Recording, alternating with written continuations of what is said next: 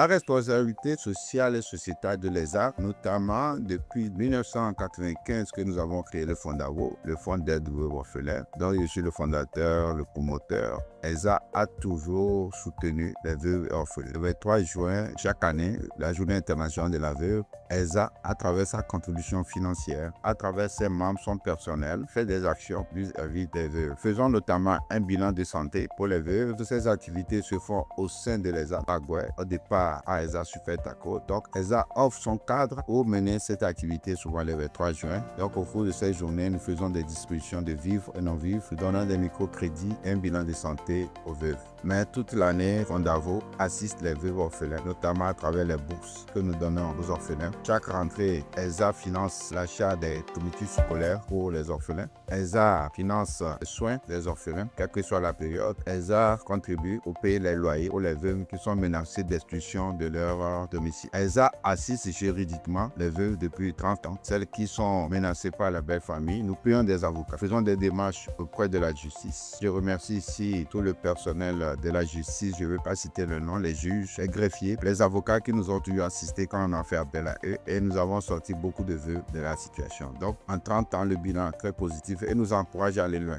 Mais la responsabilité sociétale de l'ESA ne s'arrête pas là. Il y a l'environnement. Pour ESA Agoué, nous faisons la réhabilitation des voies d'accès à ESA. Les tracteurs qui viennent arranger les routes, nous remblayons les routes. Nous fournissons de l'eau à tous les habitants du quartier d'ESA Agoué et ESA Super-Taco, parce que le problème de l'eau est problématique là-bas. Donc, nous avons fait un forage très profond et nous avons de l'eau propre. Donc, nous avons fait les analyses à l'Institut national d'hygiène du Togo qui a prouvé que l'eau là est très potable, même mieux que les Purata. Et nous ouvrons aussi notre infirmerie pour soigner les orphelins, les veuves et des fois les membres du quartier de l'ESA.